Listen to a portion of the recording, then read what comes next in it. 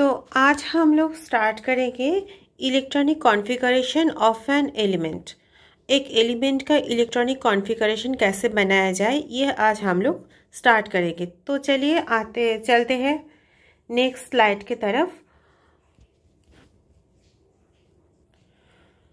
तो मैंने जैसे बोली कि electronic configuration of an element, इसको लेके आज हमारा पूरा डिस्क्रिप्शन है। तो हम लोगों को जानना है पहले कि इलेक्ट्रॉन कॉन्फ़िगरेशन होता क्या है। तो ये इलेक्ट्रॉनिक कॉन्फ़िगरेशन जो है, एक एलिमेंट का इलेक्ट्रॉनिक कॉन्फ़िगरेशन, वो क्या डिस्क्राइब करते हैं कि इलेक्ट्रॉन्स कैसे जो इलेक्ट्रॉनिक का जो ऑर्बिटल्स होते हैं, मान लीजिए कि ये एक जो सर्कल में दिखा रही हूँ, या ये एक एटम्स का सेंट्रल जो न्यूक्लियर पोजीशन है वो है जहाँ पे रहता है प्रोटॉन एंड न्यूट्रॉन, और इसके पास जो सर्कल्स होते हैं वो होता है क्या, इलेक्ट्रॉनिक ऑर्बिटल्स, राइट। तो जैसे कि इलेक्ट्रॉनिक ऑर्बिटल्स में कैसे इलेक्ट्रॉन्स को सजाया जाता है, कैसे वो डिस्ट्रीब्यूट होता है, ये हम लोग जानेंगे ये इलेक्ट्रॉनिक कॉन्फ़िगरेशन के अंडर में, ठीक है। तो electronic configuration of an atom allows a standard notation. यहाँ पे एक स्टैंडर्ड नोटेशन के हिसाब से ही इलेक्ट्रॉन का जो सबसेल में जो इलेक्ट्रॉन कंटेन होगा वो उसके हिसाब से ही होगा। किसके हिसाब से ना, एक स्टैंडर्ड नोटेशन के हिसाब से होगा, ठीक है। अभी हम लोग ये इलेक्ट्रॉन कॉन्फ़िगरेशन पढ़ेंगे क्यों, इसकी ज़रूरत क्या है।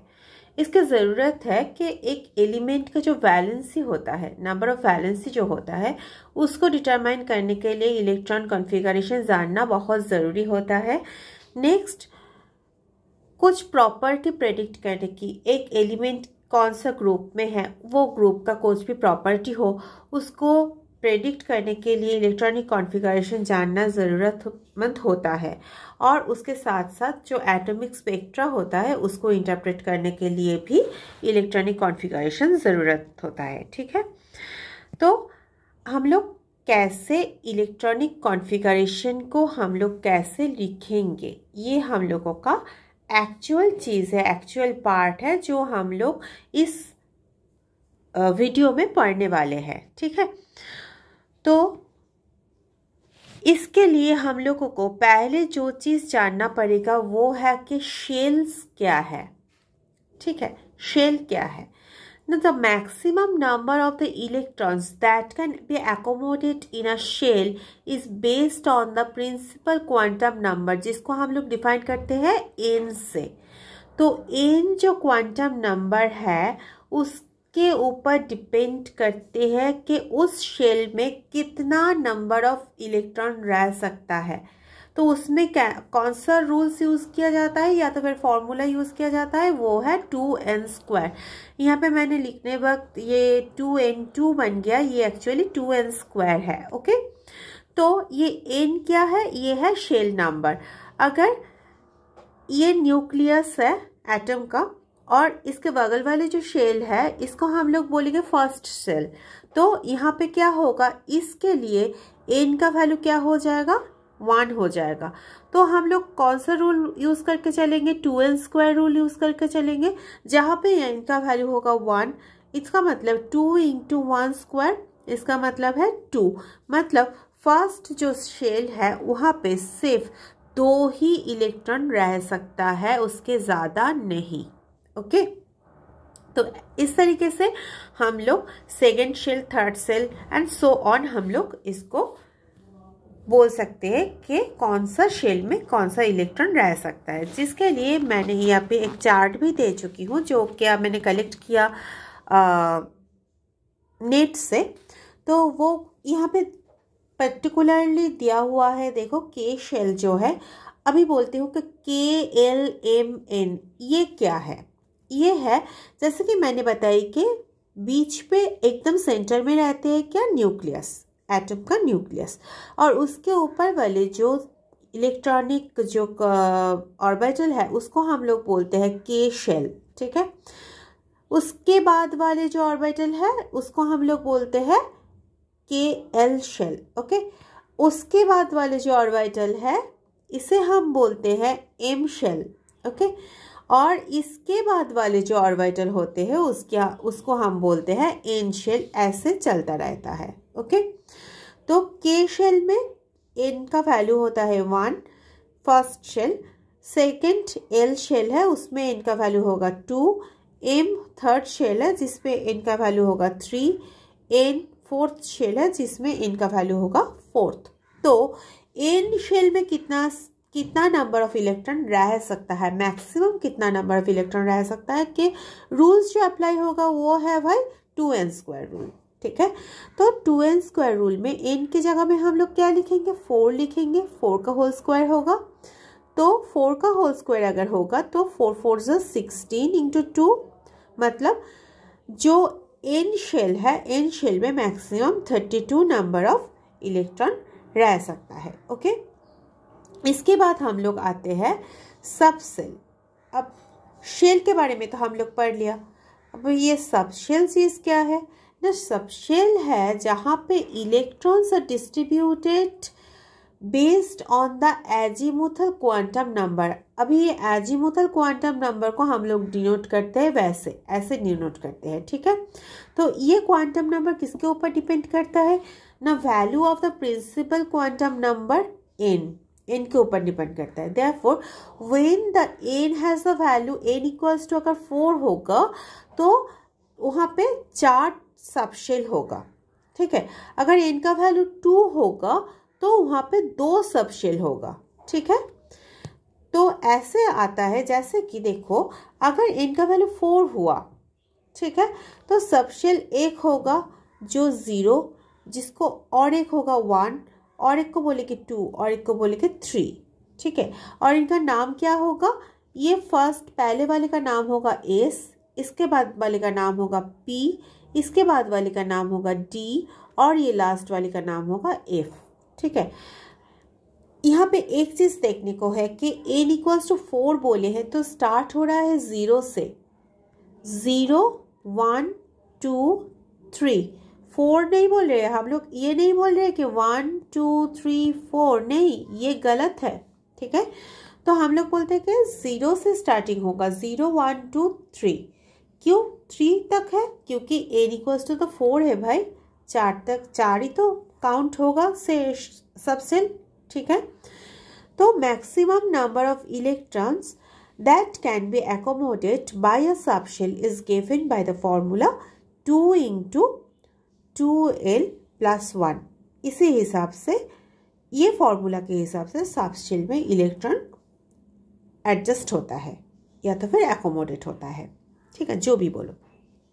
तो देखो, अगर एस होगा तो एस के लिए हमने एल को कितना पकड़ा है, 0 पकड़ा है, तो 2 इंटू 2l मतलब 2 इंटू 0 प्लस 1, इसका वैल्यू तो बन जाएगा 0 प्लस 1, तो यहाँ पे आ जाएगा आंसर 1। 2 इंटू 1 मतलब 2, मतलब जो एस वाला जो सबशेल है वहाँ पे कितना इलेक्ट्रॉन रह सकता है, 2 इलेक्ट्रॉन ही सिर्फ रह सकता है। ऐसे SPDF सब सबशेल का ही हम लोग इसी रूल के वाइज हम लोग निकाल सकते हैं कि कितना इलेक्ट्रॉन मैक्सिमम बाय ये सब सबशेल में रह सकता है। ठीक है, नेक्स्ट आते हैं हम लोग, ये जो वैल्यू है ये टैबुलेटेड फॉर्म में दिखाया गया है, और यहाँ पे जो चीज़ हम लोगों को एक देखना है, ये भी मैंने लिया है नेट से। ठीक है, तो यहाँ पे क्या देखना है कि n इक्वल्स टू अगर 1 होगा तो यहाँ पे azimuthal number l equals to 0 ही होगा, क्योंकि n तो 1 है। तो यहाँ के इलेक्ट्रॉनिक कॉन्फ़िगरेशन में जो सबशेल होगा सिर्फ 1s ही होगा। ठीक है, अभी सेकेंड जो आते हैं हम लोग n इक्वल्स टू 2, तो यहाँ पे 2 एजीमुथल नंबर होगा, तो फर्स्ट स्टार्टिंग होगा 0 से, 0 एंड 1, तो 2s 2p, ये दोनों सबशेल है। n इक्वल्स टू 3 है मतलब 3 सबशेल है, 3s 3p 3t, और एजीमुथल नंबर 0 1 2। ठीक है, n इक्वल्स टू 4 होगा तो एजीमुथल नंबर इस तरीके से होगा, और यहाँ पे 4s n इक्वल्स टू 4 है, इसलिए 4s 4p 4d 4f। ठीक है, मिल गया। इसके बाद दस हम लोग क्या बोल सकते हैं कि etch can be understood that the 1p 2d 3f orbital do not exist because of the value of the azimuthal quantum number is always less than the principal quantum number। principal quantum number जितना होगा उसमें से एक कम होगा। ठीक है, इसलिए ये सब एग्जिस्ट नहीं करते हैं। ठीक है, अभी जो नोटेशन हम लोगों को लिखना है, तो नोटेशन में फर्स्ट क्या है कि electronic configuration of an atom is written with the help of the subshell level. This level contain shell number given up by the principal quantum number जैसे कि n equals to 1 2 3 4 ऐसा, और subshell number जो azimuthal quantum number से हम लोगों को मिलेगा, तो हम लोगों को total number of the electrons of the subshell मिल जाएगा। ठीक है, नेक्स्ट आएगा कि एग्जाम्पल के तौर पे हम लोग कैसे दिखाएं। For example, if 2 electrons are filled in the s subshells of the first cell, the resulting notation is 1s2। okay, or with the help of these subshell levels the electron configuration of the magnesium के electron configuration atomic number क्या है 12 है। तो इसको हम लोग कैसे लिख सकते हैं, तो फर्स्ट में आएगा 1s2, ये जो साइड में लिखा हुआ है ना ये एक्चुअली सुपरस्क्रिप्ट में जाएगा। ठीक है, पहले एक पॉइंट में लिखा हुआ है कि ये सुपरस्क्रिप्ट में बैठेगा, तो इसका कैसा होगा 1s2 2s2 2p6 3s2। Okay, ऐसे लिखा होगा। ठीक है, तो हम लोगों को कैसे पता चलेगा, तो ये जो एटॉमिक ऑर्बिटल फिलिंग अप हो रहा है वह इसका बेसिकली बहुत सारे प्रिंसिपल है। जनरली 3 प्रिंसिपल को हम लोग मान के चलते हैं, जिसमें से एक प्रिंसिपल के बारे में मैं यहाँ पे बताई हूँ, नहीं तो वीडियो बहुत लंबा हो जाएगा और तुम लोग को इंटरेस्ट तो अभी मुझे लग रहा है कि इंटरेस्ट नहीं मिलेगा। फिर भी ये अबव प्रिंसिपल आप लोग देख लो तो आप लोगों को पता चल जाएगा कि इलेक्ट्रॉनिक कॉन्फ़िगरेशन हम लोग बनाते कैसे हैं, क्योंकि ये हम लोगों का क्वेश्चन आता ही है। और अगर हम लोग एक बार सीख जाए ना अच्छी तरीके से, तो हम लोग जैसे तैसे भी करके ये नंबर हम लोग तो ला ही सकते हैं एग्ज़ाम में। ठीक है, तो जो फर्स्ट प्रिंसिपल हम लोग सीखेंगे, और इस वीडियो में ये प्रिंसिपल ही हम लोग सीखेंगे, इसका नाम है अब्बाउ प्रिंसिपल। तो ये जो अब्बाउ है ये एक जर्मन वर्ड था अब्बिन, जिसका मीनिंग है बिल्डअप, ये मैंने दे दिया यहाँ पे। और अब्बाउ प्रिंसिपल डिक्टेट करता है कि इलेक्ट्रॉन कैसे ऑक्यूपाई होगा ऑर्बिटल में जो क्या लोअर एनर्जीज वाले हैं। ठीक है, by occupying the higher energy orbital. Okay, the energy of an orbital is calculated by the sum of the principals and the azimuthal quantum number। इससे हम लोग इसको डिनोट करते हैं। अभी ये अबव प्रिंसिपल के वाइज कैसे फिलअप करेंगे, 1s, उसके बाद आएगा 2s, उसके बाद आएगा 2p, इसके बाद आएगा 3s 3p, इसके बाद आएगा 4s, उसके बाद आएगा 3d। देखिए 3s 3p 3, इसके बाद ही 3d आना चाहिए था क्योंकि सब 3 में है, पर ऐसे नहीं आता है। क्यों नहीं आता है, एक फिगर हम लोग बाद में देखेंगे, उसमें पता चल जाएगा। अभी इसको मार्क करके रखिए अपने दिमाग पे। तो 4s आएगा, उसके बाद 3d, उसके बाद 4p, उसके बाद 4d नहीं आ रहा है, क्या आ रहा है 5s आ रहा है, उसके बाद 5p के बाद अभी देखिए 4f आ रहा है, पर 5p के बाद क्या 6s आ रहा है। क्यों ये हो रहा है, तो इसी तरीके से अब प्रिंसिपल के वाइज एटॉमिक ऑर्बिटल फुलफिल होते रहेंगे। पर ऐसा क्यों हो रहा है, तो अबव प्रिंसिपल की तरफ से जो ऐसे एटॉमिक इलस्ट्रेशन हो रहा है वो एक्चुअली इसी फिगर के वजह से हो रहा है। ये फिगर बहुत इंटरेस्टिंग है, ये भी मैंने नेट से ली है। तो देखो यहाँ पे क्या हो रहा है। फर्स्ट हम लोग कैसे लिखेंगे, फर्स्ट ना हम लोग ऐसे लिखेंगे 1s 2s 2p। तुम लोग अगर इसको ड्रॉ करने जाओगे ना तो तुम लोगों को गलत हो सकता है, तो मैंने एक सिंपल सा तरीके से बोलती हूँ कि इसको कैसे पहले ड्रॉ करोगे। पहले ऐसे ही लिख लो 2s 2p। ठीक है, इसके बाद लिख लो 3s 3p 3d, ठीक है। इसके बाद होगा 4s 4p 4d और 4f, ऐसे लिखो, ठीक है। उसके बाद कैसे ड्रॉ करोगे, ड्रॉ करने के बाद ना इस तरफ से ड्रॉ करना है, लेफ्ट राइट टू लेफ्ट की तरफ ड्रॉ करना है और एरो साइन आना है इस तरफ, ठीक है।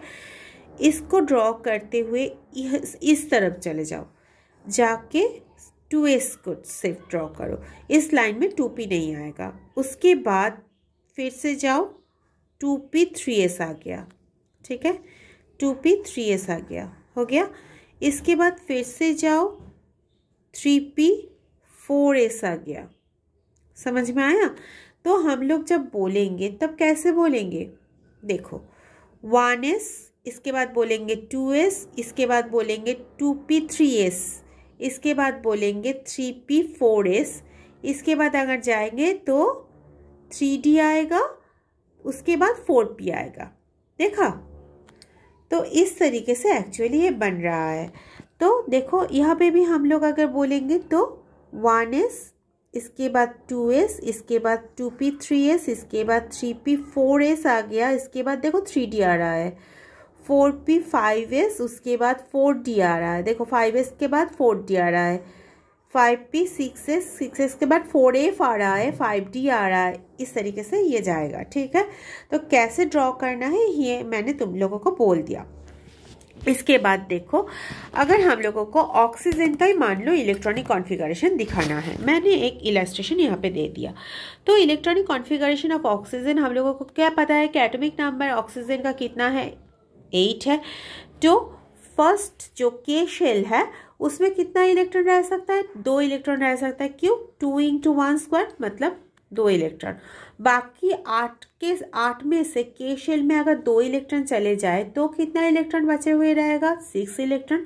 वो इलेक्ट्रॉन कहाँ पे बैठेगा, नेक्स्ट सेकंड सेल में बैठेगा, क्योंकि सेकंड सेल में कितना इलेक्ट्रॉन रह सकता है, मैक्सिमम 2 × 2² मतलब 2 × 4 मतलब 8 इलेक्ट्रॉन रह सकता है। अभी 8 इलेक्ट्रॉन की तो ज़रूरत नहीं है तो बचे हुए 6 इलेक्ट्रॉन्स तो वो बैठ जाएगा के एल में, ठीक है।